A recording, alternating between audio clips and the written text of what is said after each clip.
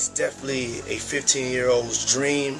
You know, I have been given custody of him. You know, he signed to Usher. I'm signed to Usher. I had legal guardianship of Usher when you know, he did his first album. I did Usher's first album. I'm tired of Usher. I wish somebody would come out and just like sue him. Like, we need Usher sued.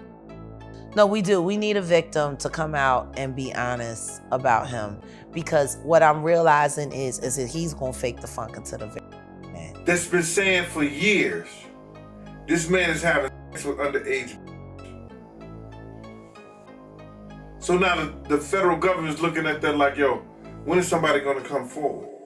Clive Davis passed away in June 2026 at the age of 94, and within hours, the tributes started pouring in from every corner of the music industry. Whitney Houston, Bruce Springsteen, Aretha Franklin, Santana. The man built careers out of nothing and turned unknown singers into household names for over 6 decades. His family called him a towering figure, whose vision shaped the soundtrack of countless lives. And honestly, that is not an exaggeration. But behind every glowing obituary this month, there has been a second conversation happening in the comment sections and group chats. A quieter one that brings up a prison phone call from a couple of years back, a jailed music mogul with an axe to grind, and a young pop star named Justin Bieber who has spent the better part of a year fielding questions he never asked to answer. So today, we are looking at both sides of this story, what Clive Davis actually built, and the shadow that followed him right up until the end, because separating fact from noise here matters more than ever. Before we get into any of the messier stuff, it is worth understanding why Clive Davis mattered so much in the first place. He did not start out as a music guy at all. He trained as a lawyer, went to Harvard Law School,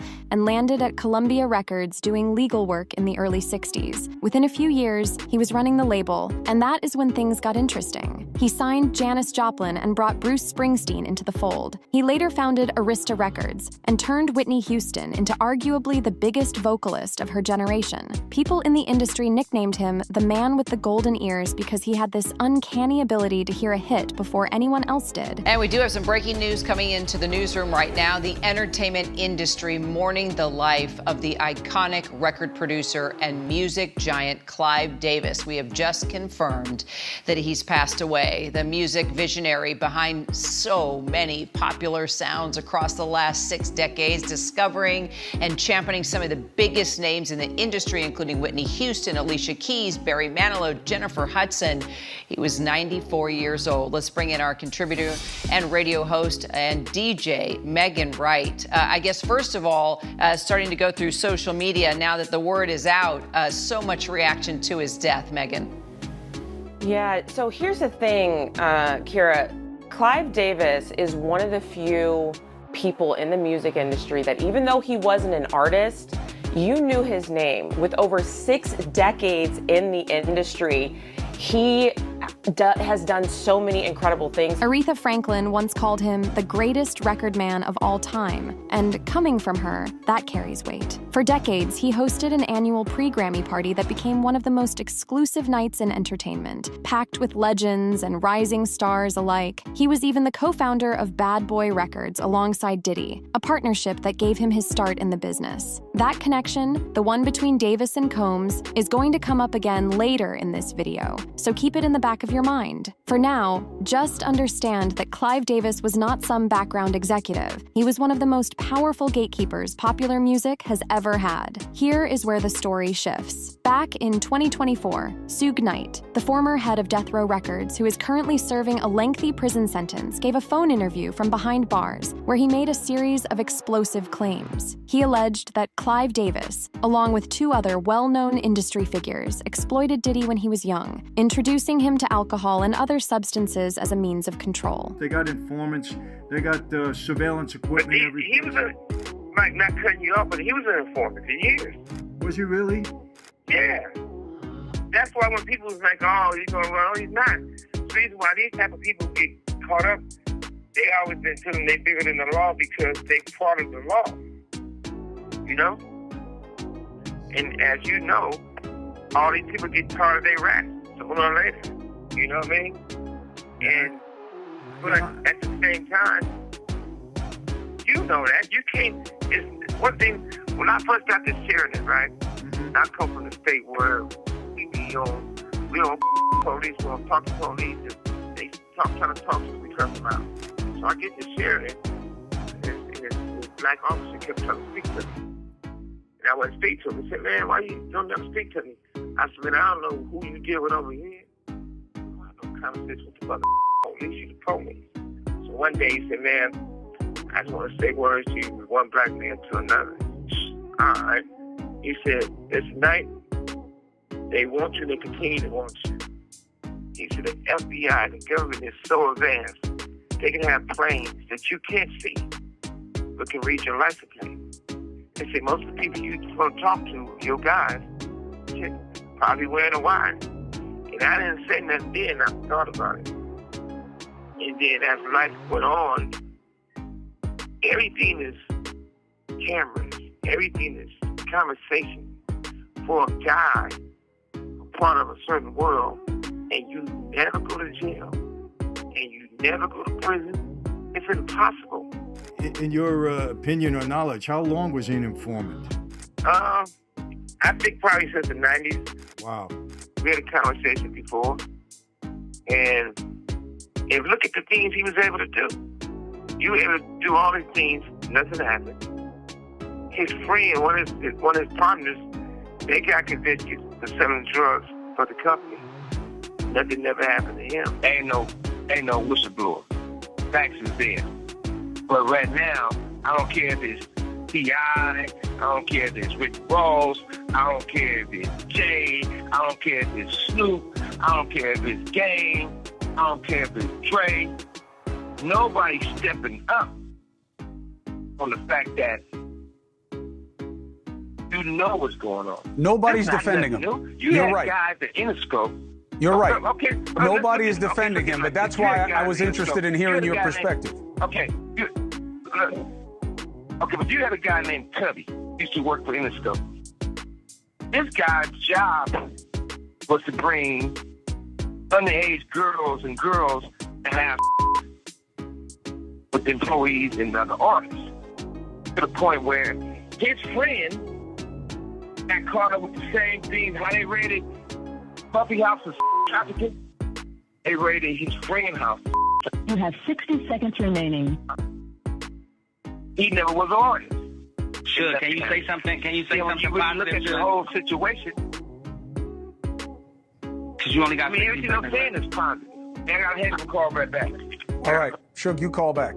Do you think that Diddy? He can do so.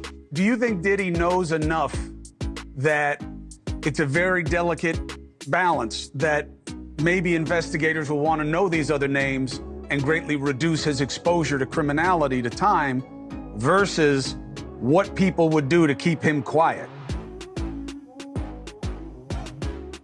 Number one, I've been knowing him a long time. And we was friends. We're not enemies, but we were friends. He's not a dummy. So he's smart enough to work his magic. On top of that, this man right here, he been involved with the FBI and most of his career. He got powerful people. One of his partners who started his company with drug money, President Obama, got him out of prison. So it's not like he don't have no moves. So I don't think nobody's just counting him out. I don't think he gonna lay down and just crawl in the corner and die. He probably going through a lot of right now because he probably going through a lot of withdrawals for the drugs. But the industry got him on drugs. My artist, one of the worst mistakes I could have made was protecting my artist is doing a deal at Interscope.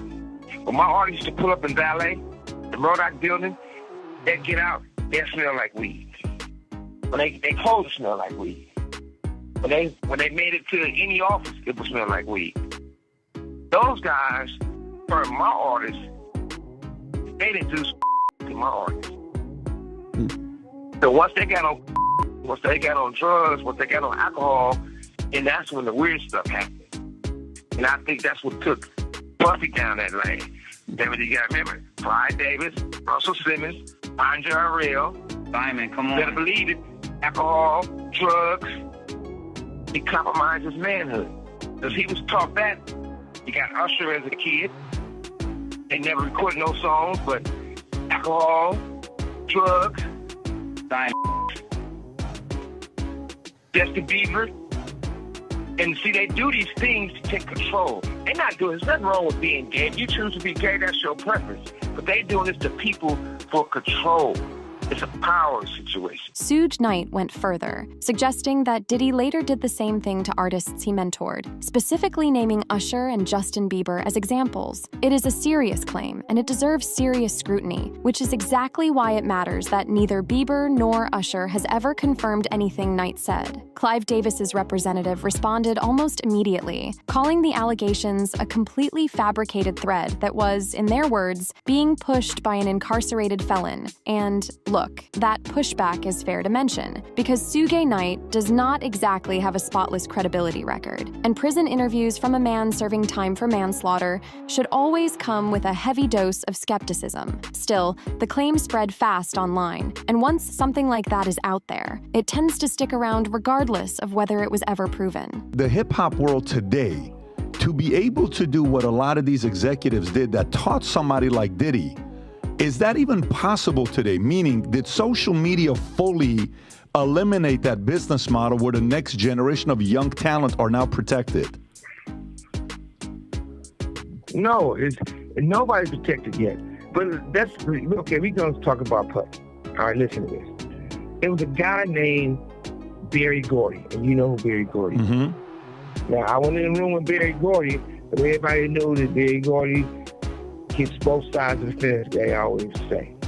So Berry Gordy was the guy who had the Jackson 5, who eventually conned Michael Jackson because Joe Jackson was a Jehovah's Witness. And they say, Michael, you come hang with us, you can get toys.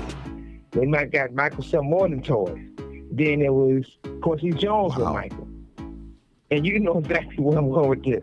Next thing you know, Michael Jackson, allegedly, they said he started partying with younger boys. So where did Michael Jackson get it from? And if you know, you wouldn't have a problem to say, Berry Gordy was touching on Michael Jackson. You wouldn't have a problem to say that Quincy Jones was touching on Michael Jackson. And you wouldn't have a problem to say that Michael Jackson was touching on the little boys. But what the problem come in at, and we start talking about the Clive Davisons and the other people, and it goes down to Puffy, that's where the buck stops at. Shit, Puffy the black ass sacrifice lamb. You know, at the end of the day, Puffy the Smiate to them. Shit, they ain't tripping. But if you don't stop the cycle, it's going to keep happening. Somebody needs to go visit Usher right now. Say, Usher, it's not too late for you. We know you hit a few other guys you brought on, but it's not too late for them either. But at some point, you got to stop the head, or it's going to keep creating, going down, the goes down. But you guys don't want to fix that, right? I mean, it's when you're you're going all the way back to, if you actually, okay. Now I'm going, okay, but because it's the facts. But this is the thing, right? It's right now. We talking about the industry.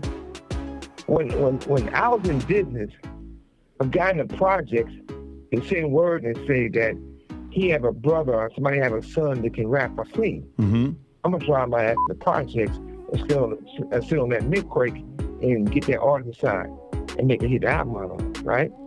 But now what I'm basically saying is they got it so blocked in on lock, they're not giving some of the best talented people the opportunity to be artists. Or they'd rather have an artist that's 50 years old, 49, still putting them on the front line. Give these younger generations the opportunity, the chance to grow and make some of themselves. But if they can chill off the death row and replace me with the other guys, that's why the industry that way. The industry, as long as we make each other better by competing with each other, competition, the industry will be better. Now that you have all these guys wearing women clothes. This call and/or telephone number will be monitored and recorded. But once again, I'm not about gay bashing because I'm not homophobic. But when we say in the industry, my belief is this: if you Puffy and we friends, and if you mess with boys and girls, that's your business. Let me know, because I might not want you to. I'm not gonna want you to hit the blunt or drink out my glass. You know what I mean? Mm-hmm. But if you let me know, I said, I'll give it to you when I finish. I'll give you the glass with, you can have the last sip. Mm-hmm. People just have a problem because they want to know what they're dealing with. And it's not fair to use power and money to make somebody do something they don't want to do. Yeah, there's a big difference between there's a big difference between a person being gay and the young boys. That's the problem. And the young girls, stuff that was going on with R. Kelly. What kept the conversation alive was not just Knight's interview. It was Clive Davis's own behavior afterward. In early 2024, Combs's former partner, Cassie Ventura, filed a lawsuit accusing him of years of mistreatment throughout their relationship. That lawsuit settled quickly, but it opened the floodgates, and more than 100 other people eventually came forward with their own allegations against Combs. You would think, given the timing, that Davis might quietly distance himself from someone facing that level of public scrutiny. Instead, reports at the time noted that Combs was still on the guest list for Davis's pre-Grammy Gala that same January, with insiders saying, quote, "Puffy is perennially invited to the party." Now, loyalty is not automatically suspicious. People stand by longtime collaborators all the time, and there is nothing that proves Davis knew anything about the allegations against Combs before they became public. But for viewers watching this unfold in real time, the optics were rough. It fed directly into the narrative Suge Knight had already planted, whether that narrative was fair or not. And it is part of why Clive Davis's obituaries this year have not been entirely uncomplicated. Why there's no vindication for me? Because for 4 years, I've been screaming, not just Diddy, but Diddy and Jay-Z are monsters. And the victim-making machine kept going on. Jay-Z has been notable by his silence since these charges were brought against Diddy. Why do you think that is? Because that's what he does. He starts little fires everywhere, forces everyone involved to go and carry water while he sneaks away without a response. That changes now, Sean. You must respond. You have no choice. Harvey Weinstein, Jeffrey Epstein, Robert Kelly, Sean Combs have one person in common, professionally and privately. Sean Carter. This has been a fist of tyranny that has been punching through our culture and our society for decades. It must stop. There's been obviously a lot of cruelty-free artistry. Right, there's been a lot of rumor mill about what has happened in the rap world. A lot of allegations that the misogyny in the lyrics clearly was based on a general misogyny towards women away from the music, and that clearly seems to have been borne out by these charges against Diddy, which if he's found guilty of all this, he's never coming out of prison. How dangerous do you think? Thank God. How dangerous do you think he is as a person? I think he's one of the most dangerous people I've ever met. A lot of people have been questioning, well, she doesn't really know him. She has no knowledge of him. She doesn't have a picture with him. I'm smarter than Claudia Jordan. I would never take a picture with the devil. Everyone knew he was the devil. He's been the devil for 30 years. He's been covered and protected by not only Clive Davis, but Lucian Grange. He was selected to be the demon that he is, to keep the culture in line so the industry could continue to for all of its precious jewels. We have too many lost.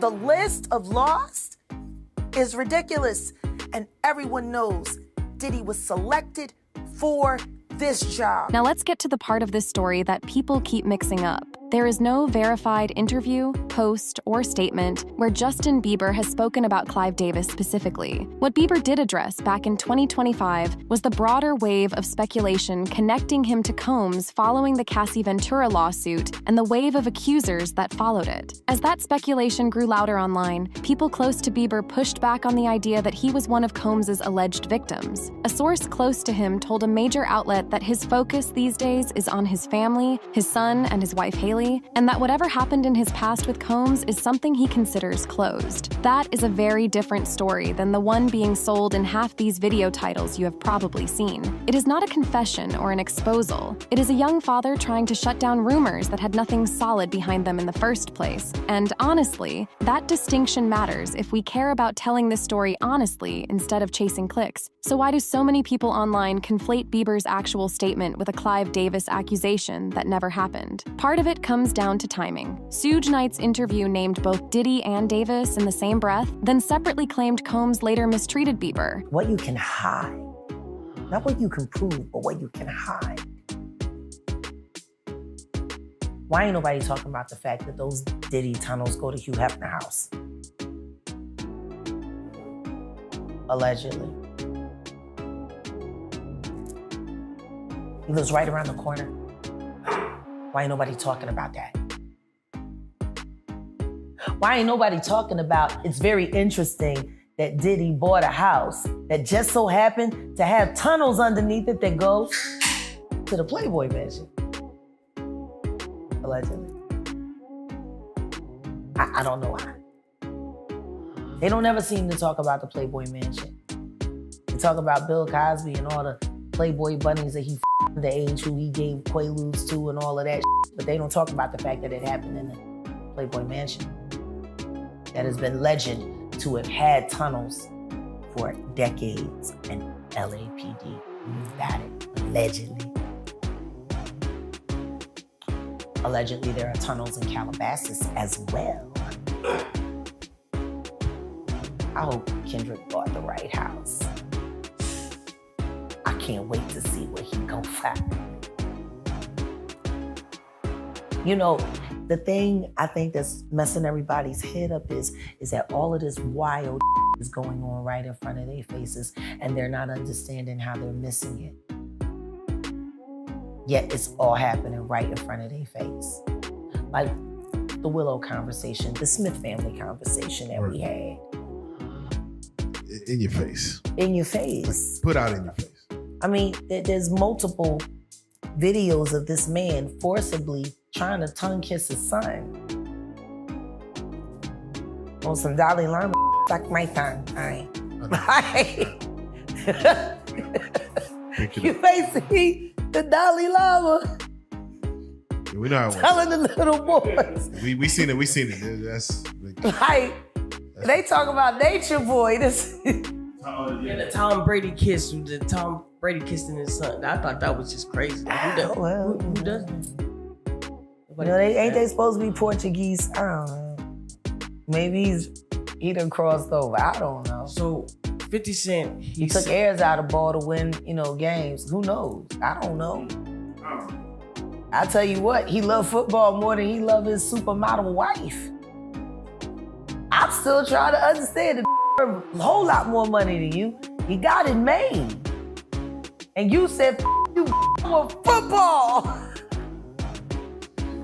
Yo, that's deep. That's deep. I don't know. Maybe he just liked the locker room. I don't know. I don't know. I mean, you gotta go to the locker room to get to the ball. You know what I'm saying? Everybody. No Diddy. I'm just. I don't know. I'm looking at everybody sideways these days. Yeah, all you men, stop kissing your sons in the mouth. Just, kiss them on the forehead or something. I don't know.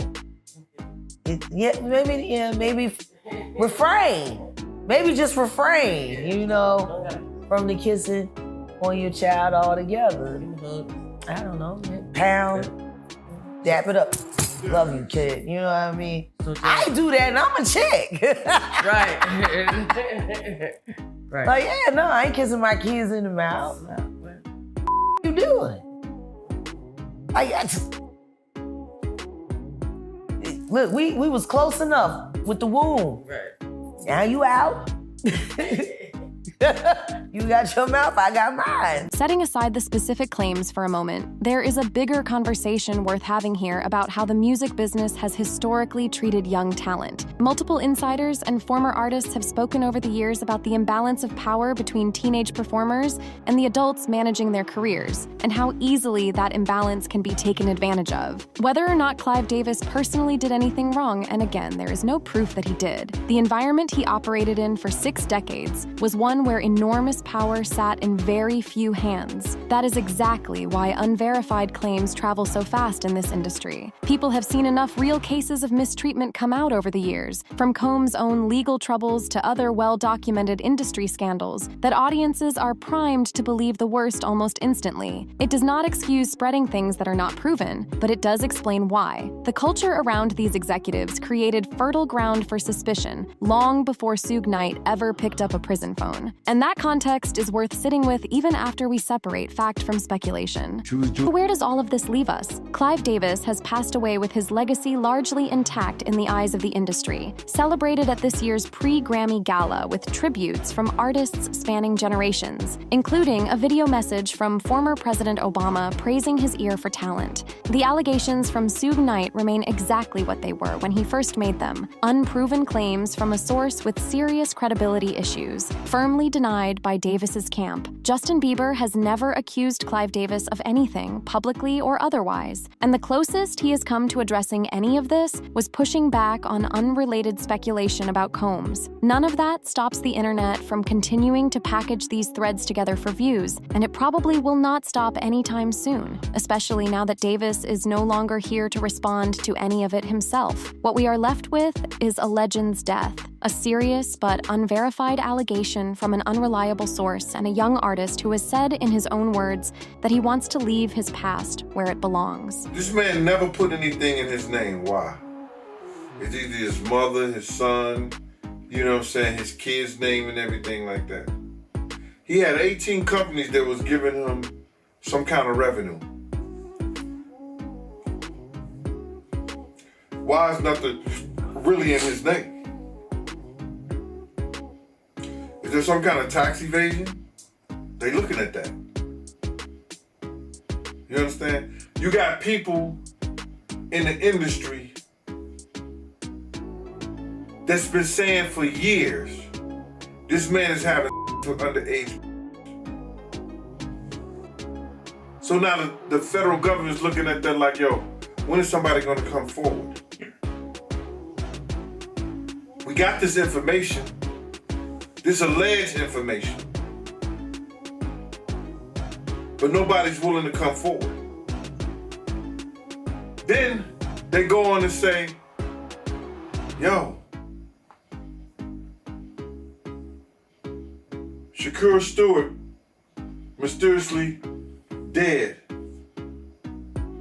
Supposed to be a self-inflicted wound. Person that had everything going for him in their life. Kim Porter dead. Somebody's car gets blown up.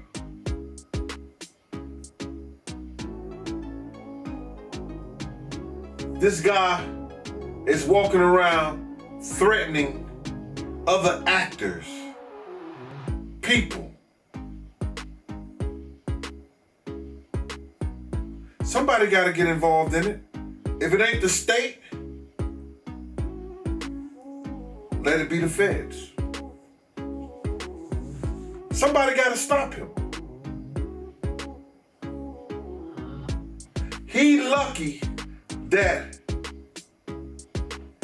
God given him the opportunity to be stopped while he's alive. Didn't have to go to hell and face that. He got a chance to repent now. Change his life. You mentioned, you know, and a lot of people have been trying to drag Justin Bieber into this situation because there's a lot of like suspect looking videos with Diddy and Bieber in it, and you know, they're making a lot of allegations. Same way they made allegations about Usher. When Usher was younger. I mean, do you think that there's any credibility to these allegations? When there's smoke, there's fire. Why would Diddy be tapping his kid in his chest to see if he wired? And asking him, are you wired? Why would he be confronting that kid? Why would Justin Bieber make a song about, what is it? I got smashed at a Diddy party or something like that? Why? There's reasons behind all this. So where there's smoke, there's fire, Cam. I wouldn't put it past him. Yeah, Justin, he's been real quiet about this. I mean, I think like a lot of the other celebrities. I was reading some, Cam, and the kids say after he went to Diddy camp, he started using drugs so heavy and was smashed every day.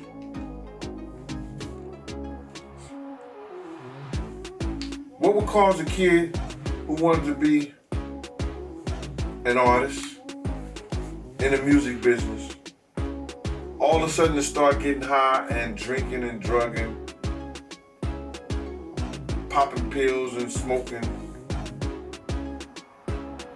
What would cause a kid to do that? At the end of the day, the story is a good reminder of how easily two completely separate threads can get woven into one false narrative. Clive Davis built an extraordinary career and left behind a body of work that shaped decades of music. And that legacy exists whether or not Suge Knight's claims ever get proven true. Justin Bieber, for his part, has made it clear he wants to move forward, not relitigate speculation that was never confirmed to begin with. It is easy to get swept up in dramatic titles, especially when they involve names this big. But the responsible thing to do is slow down and ask where the actual evidence is before accepting any of it as fact. So, with everything laid out here, where do you land on this? Do you think Clive Davis's continued association with Combs deserves more scrutiny than it got while he was alive?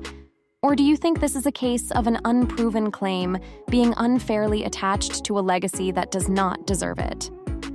Let us know what you think in the comments below. If you liked this video, hit that subscribe button so that you never miss out on any new videos. And until then, fam, keep it real.